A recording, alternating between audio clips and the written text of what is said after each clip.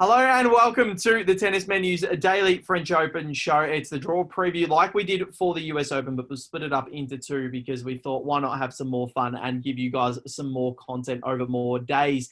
Val here with you for the tennismenu.com. Enter the tennismenu.com for an annual subscription to the Tennis Menu for only just $99.90 US for over 600 tennis-specific drill videos within the technical toolkit. There's plenty on there. Marc's the fullest. The man that joins me on Zoom has done such a wonderful job. Marc, hashtag Marc for PM. We're still going with that. How are you? I'm very well, Val, and obviously great to be back. I'm looking forward to my campaign for being PM here in Australia, so I'm looking forward to that. But not as much as I'm looking forward to the French Open this week. And obviously the men's side of the draw was stacked, and we looked at that yesterday, and it was incredible. Today we look at the women's side and how impressive this draw is. Obviously, there's a lot more of the top players playing this week than there was at the US Open. So really excited to dissect it with both you guys, and looking forward to a good 2 weeks ahead. Very excited. And Joel Frucci, my right-hand man on break point. Joel, wouldn't be the same without you. How are you? Yeah, I'm going okay, Val. Very excited. As Marc said, this women's draw is very, very exciting indeed. So let's get stuck into it.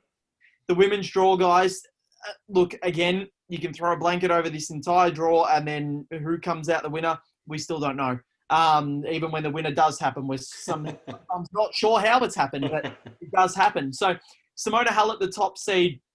Look, for me, at the moment, she's the out-and-out favourite to win this tournament. Just the way that she's played on the clay. She'll take on Sara Sorribes Tormo in the opening round, the Spaniard. Arena Camelia Begu, bit of a dangerous floater for the second round. Fellow Romanian of Halep, Cici Bellis and Bernarda Pera, battle of the young Americans in the opening round. And then Amanda Anisimova, last year's semi-finalist, had a real chance to go through to the final.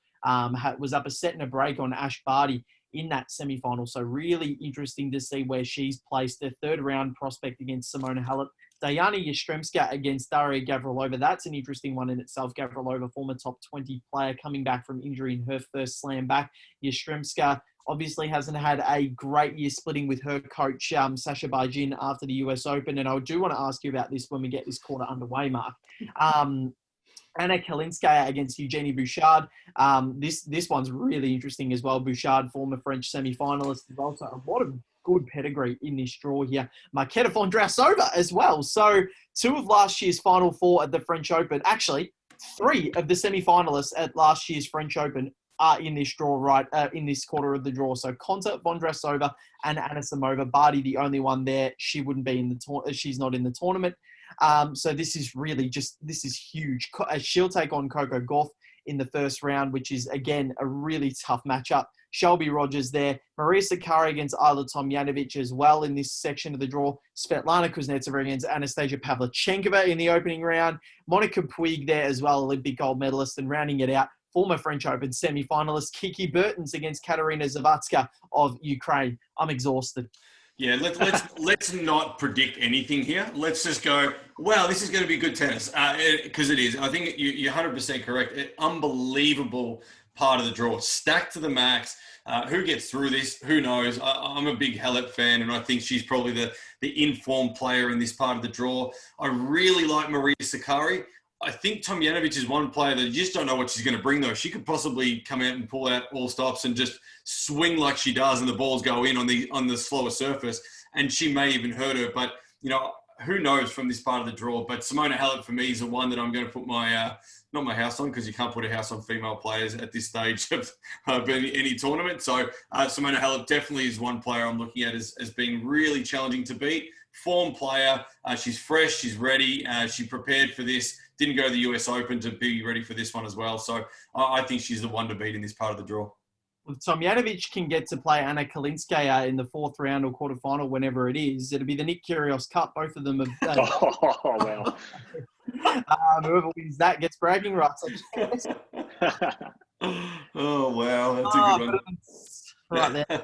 Sue Say also in this draw as well. So she's a great player from Taiwan. So she offers up some quirky game styles as well. So this one, Joel, look, I've got absolutely no clue. I don't know. Like, can you add anything to try and help listeners predict or viewers predict what is actually going to happen? Well, no, not really. I can offer more to make it harder. if that makes things any better. But no, I mean, seriously though, like you look at some of the other names in this quarter, like Iga Swiatek, Jewel Teekman, who I think will play some really good tennis, Monica Puig, who can deliver anything, Cece Bellis, Camilla Giorgi, and also I love this lady.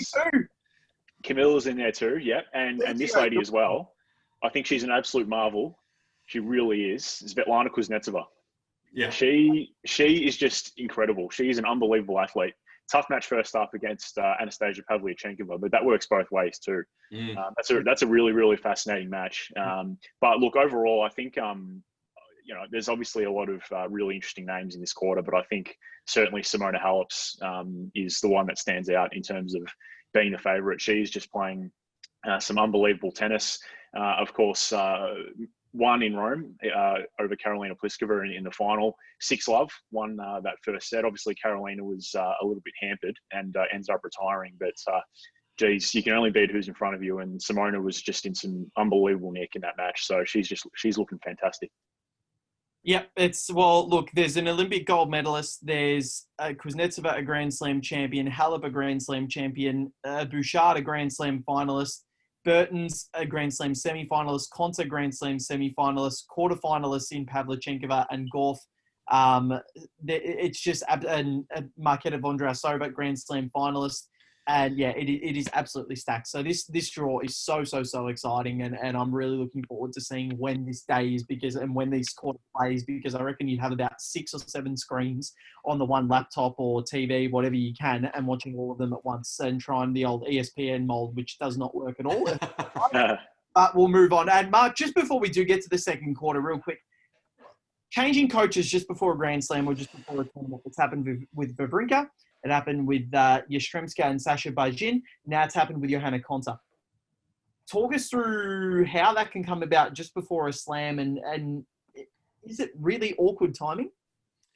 It is extremely awkward. It can work in both ways, though. It could be, something that frees up the player to say, hey, I'm allowed to play the way I want to play. Or it could be, they've got no direction. So it's probably, it ends up being whoever can really handle it the best. Johanna Konta is an interesting one. She split with her coach during the COVID break and then trialed Thomas Hogstead for a few weeks, and they just did not click on both ends, and it was a mutual agreement to not continue to work together. The interesting one, Stan Wawrinka and Magnus Norman. Magnus Norman? Yeah. Yep. Had to think then I had a bit of a blank, but I think that's a really interesting one because they've had such success over a long period of time, and they've just come out of the COVID break. I mean, could this have happened, pre-COVID, during COVID, and then he could have started a new relationship with another coach? It's really weird, but yeah, I'm interested to see that the Sasha Bajin one's a really interesting one because he did screw himself over and shoot himself in the foot with a badass tweet. That was pretty bad on his behalf. Tweeting that Osaka was the better player on the day, beating his player in the tournament. And, his player then came back and said, well, hang on a second. I thought in your eyes, I was always the best player. And, it was almost a Twitter war between a coach and player. And that was a very, very poor bit of behavior. Probably Sasha should know that in the female game, you cannot even speak to another female, let alone tweet another female. Okay, so you cannot engage in that conversation. And he's been around long enough to know that. You can't sit at a table. You can't make eye contact with anybody else except for your player. And you've got to keep them the forefront of your mind. And they are the queen, the princess, whoever you want to be. You have to make sure they feel like that. And he has made a big boo-boo in doing what he did. And obviously they have split just prior to this tournament, which is going to be interesting. Yeah, it's not very good. Not very good. Look, it's something that, you got to have those conversations in private, don't you? It's so stupid. It is so stupid. Look, I don't know. Let's move on because it's dumbfounding the fact that happened over social media. In this day and age, you'd think people would be smarter, but oh well. The second quarter of the draw, Alina Svitolina makes her Grand Slam return, the third seed against Barbara Gracheva of Russia. Also in this draw, Madison English will take on Ekaterina Alexandrova, the Aussie there, and again gets a seed at a Grand Slam. So not great for her. She wouldn't be too happy, but she'll relish the challenge. I think Alexandrova, the 27 seed, Annette Kontaveit and Caroline Garcia, the Garcia, former world number 6, very dangerous floater. Kontaveit, a very, very good player, though. Alexander Sasnovich, also a dangerous floater in this draw. Margarita Gasparian takes on Elise Mertens in Beautiful the round. That's a tough one. Mertens, the slower conditions might not help her as much with the pace that she lacks on the ball. So that'll be interesting to see what happens with her tournament. Victoria Azarenka, well, what a tournament she had at the US Open, making the final. Arguably should have won that in the end against Osaka, being up a set and a break, but Osaka did such a great job to come back and win that. She'll take on Danka Kavinic. She could take on Venus in the second round, Azarenka, and they played in the opening round of Rome, Azarenka getting through that one in a tight match. And then Yulia Putintseva as well. Glorious nation of Kazakhstan. I brought it back, Marc. Brought it back for the French Open show. She'll take on Kirsten Flipkins in the opener. Barbara Strycova here as well, former Grand Slam semi-finalist. She's the 32nd seed. Look, we saw a quarterfinal match between Serena Williams and Svetlana Peronkova at the US Open. Peronkova takes on Petkovic in the first round, but she could take on Serena Williams in the second. So another rematch could be there. And Azarenka v Serena in the fourth round. So this match is, well, look, I don't think Serena's going to do overly well here. The slower conditions probably won't suit her as much, and she'll have to move a lot more. Players will be able to exploit her movements with the slower conditions. I'm not sure that she's going to be able to really will her way over the line here, even though she does club the ball harder than any other female that I've ever seen. But Joel, I think it's going to be really hard for Serena to get out of this quarter. Yeah, I tend to agree, Val. I'm not going with Serena for this quarter. A bit of mum's club in this quarter. Serena, Vika, Svetlana Peronkova. It's great, isn't it? All the mums that got through to the quarters at the US. Yeah, exactly right. But it's some interesting names in this quarter as well. Should be interesting. I've got a crazy amount of faith in Elise Mertens. I don't quite know why. But look, the player that I think really stands out for me in this quarter is Victoria Azarenka. She's just playing some incredible tennis, even on the clay. We saw how good she was on hard court in Cincinnati and also at the US Open. Really, really good. But also, I think it was Rome, wasn't it, that she beat Sophia Kenin 6-love, an absolute drubbing. And one thing that's really caught my eye with Vika, guys, and I know we've spoken about this in the past, Marc, but when she goes for the sit down between games, she really does zero in on that mindfulness element and actively practices it. She closes her eyes, sits there, and there was a great shot of her at one change of ends where she sat there and a bug crawled across her face and she didn't even flinch. I mean, that is just, I cannot imagine practicing that any better and benefiting more from it. Yeah, absolutely. She's definitely taken a leaf out of the book of Bloodsport with Van Damme. If you ever saw that movie and how present-minded he was being taught to be, and she's incredible the way she does that. She switches off at the change of ends, basically just gets her presence and her breathing back to being with, I guess, control, and gets ready for the next game. But she's incredible. Her tennis since coming back from having a child is just absolutely phenomenal. And we did talk about the Mums Club in the US Open, Val, and it was one of our big points that we did mention is, do they have a different perspective on life and tennis now that they've actually been able to be out of the game and see it from a different perspective? And Ash Barty went through that going to cricket. And, is it important for players, which I think it is, to step back and move away from the game that you've spent so much time as a player playing, to be able to see what other people see? And I think that's a really critical moment. And I do agree. I think Azarenka's the player to beat in that part of the draw. Look, Serena's going to be thereabouts. If she's playing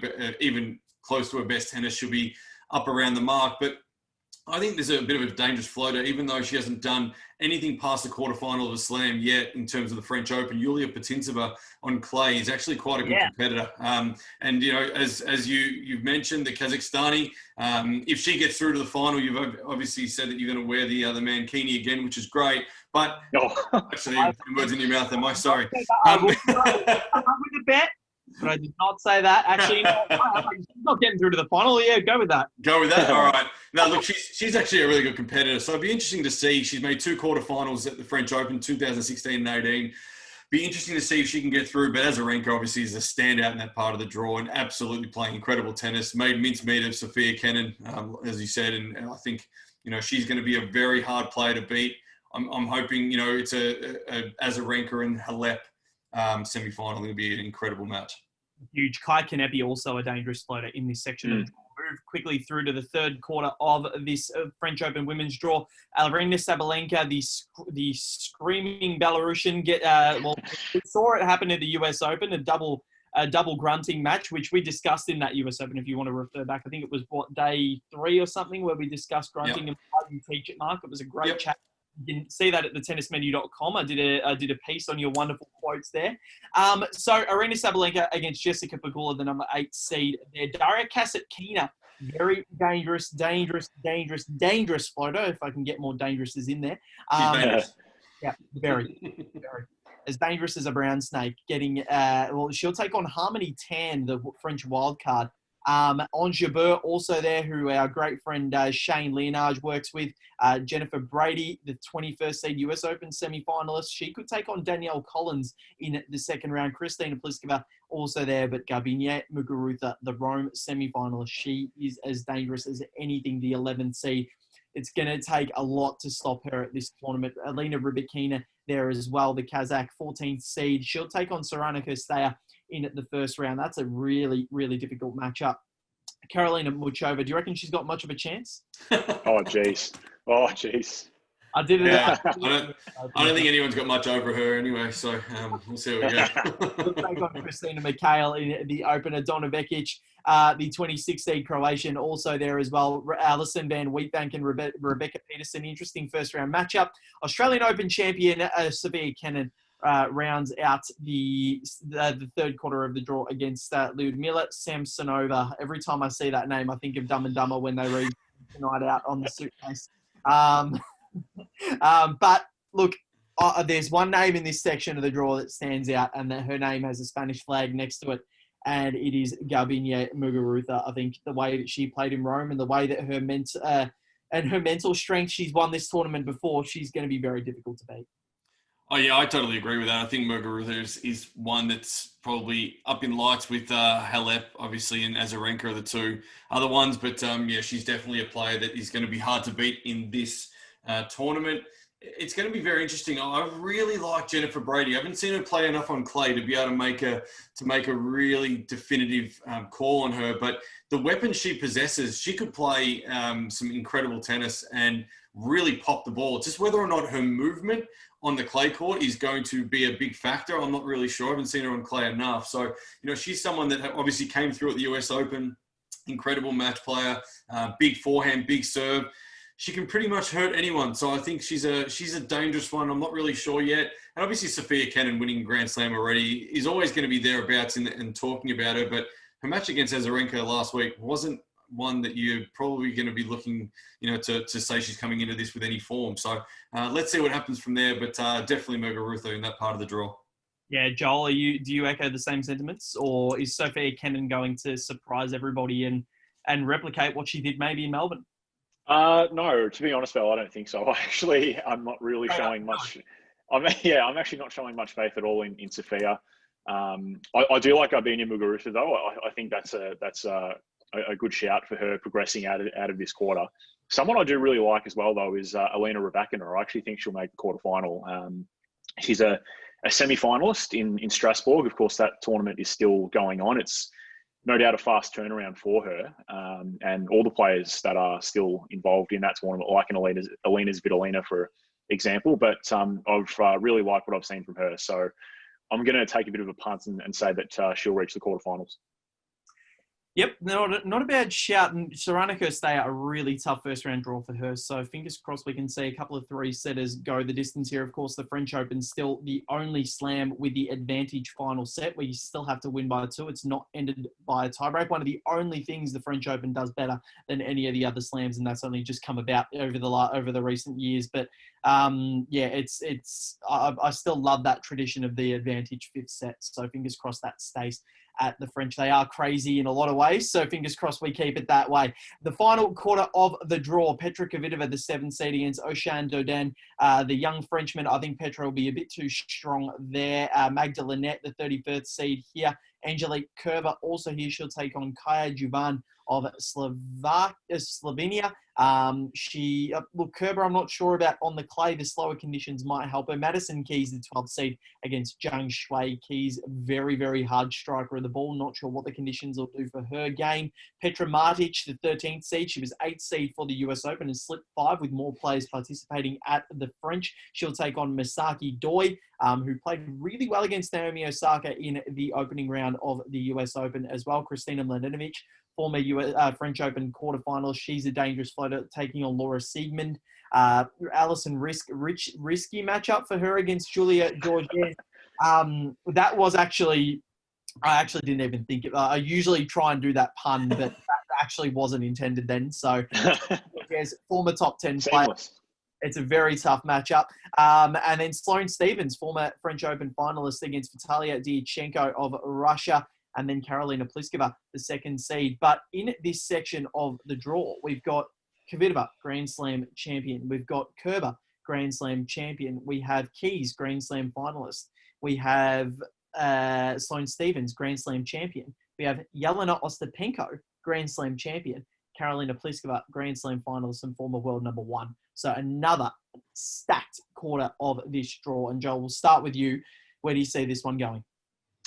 I see a couple of power players really doing well here, Petra Kvitova and Karolina Pliskova. I think those two ladies are probably, I guess, a little bit above the others. Maybe Madison Keys could be someone that challenges. She's got a tough matchup first up, though, against Zhang Shui, who is really dangerous. Someone that I potentially see making some real inroads in this quarter, though, and I wouldn't be surprised if she gets far, is Alizé Cornet. I think her game really suits the clay. So I wouldn't be surprised if we saw her potentially make the quarterfinals.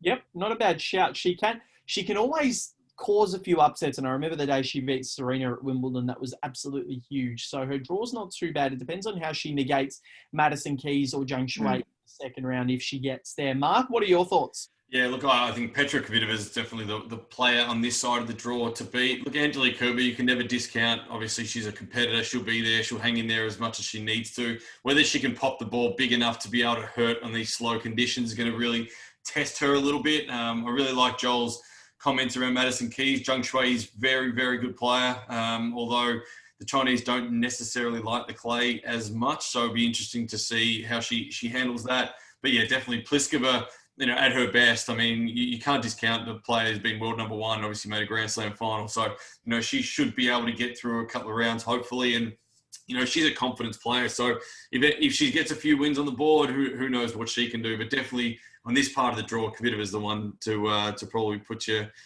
dollars on. But, she's a very, very good player, good competitor and experienced campaigner too.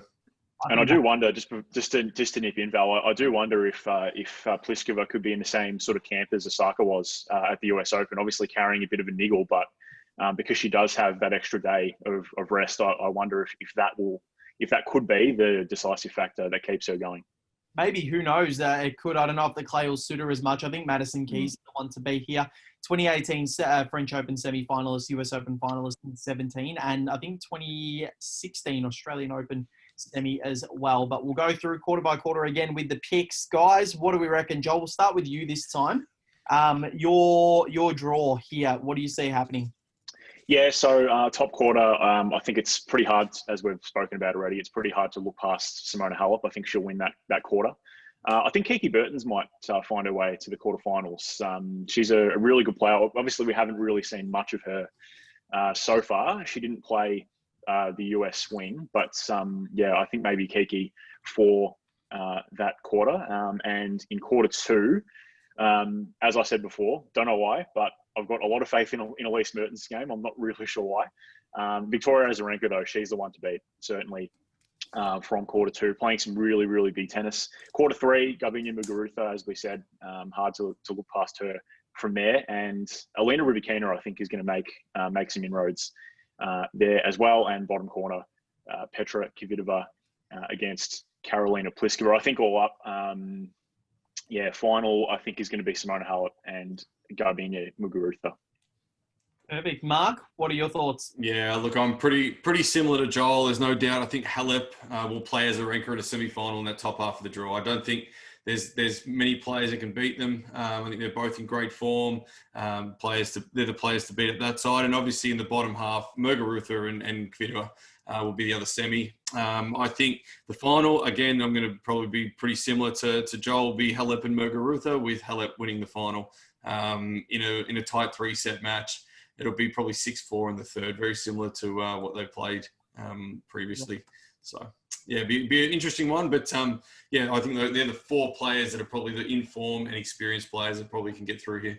Yep. Are we going all 3 the same winner? I think we are. Simona Halep for me. I think she's the winner. I reckon Kuznetsova to get through to a quarterfinal in the top quarter as well. And I think Azarenka to get through and make a semi. I reckon it'll be Azarenka and probably Svitolina in that second quarter of the draw. And I don't think Serena's getting that far. I think in the third quarter, it's going to be Jennifer Brady getting through against, Muguruza against, I'm going to go, who am I going to go?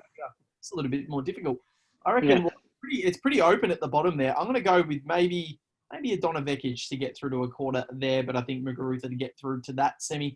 And in the final quarter, I think it's going to be Kvitova against Madison Keys. Keys to get through to a semi, but to fall against Muguruza, and Halep to beat Muguruza in a tight 3-set final. But guys, that's the French Open. That's our 2 cents. Hopefully we're right. I think all 3 of us have gone with different winners in the men's, and all 3 of us have gone with the same winner in the women's. But look, it's a tournament that we're really looking forward to. COVID aside, I think the draws here are very stacked, and there's some really intriguing matchups, more so than what we saw at the US Open. And that was a great tournament. So guys, I'm really looking forward to spending the next 2 weeks with you. And Mark, US Open show was good. Are we making another Mankini bet? Well, I think we should. I think we should. There's got to be something on the line here, Val. And obviously, you've got the Mankini there. There's no point having it if you're not going to use it, right? So we're getting towards summer as well. So it'd be nice and warm out there. So you look every bit the man that you need to out in the warm weather. So let's make, I don't know, let's think of something. And if someone's watching the show, maybe you guys can come up with something for the big Valbowski. Let's see what we can do in terms of big Valbowski. Let's see if we can get something happening for Val to wear that Mankini sometime by the end of this show.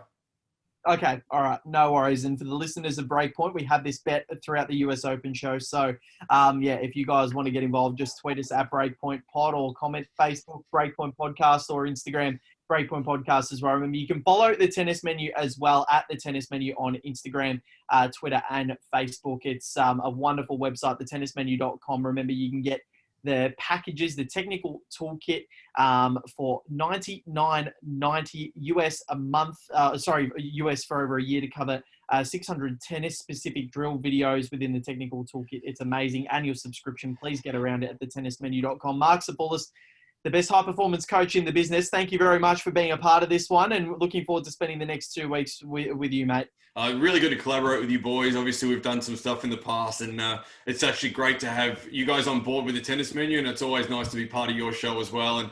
And hopefully our listeners can benefit from not only your tennis experiences and what you see in terms of the players and the week-to-week battles, but hopefully my tennis mind might be able to open up some doors to what they can think about the game. And the collaboration is great. We're enjoying it, so hopefully everybody else is as well.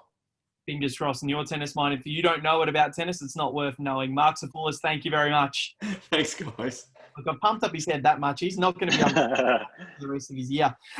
Joel, mate, as usual, thank you very much. It's been an absolute pleasure, and we look forward to you joining us on the Tennis Menu over the next 2 weeks, and then for our usual podcast, Breakpoint, every Tuesday. Thank you very much, mate.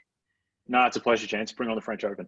Bring it on. This has been Val Febo, Joel Ferrucci, and Marc Sapoulis with you for our first ever joint broadcast, the Tennis Menu and Breakpoint. Been fantastic. We'll join you for the French Open starting this week.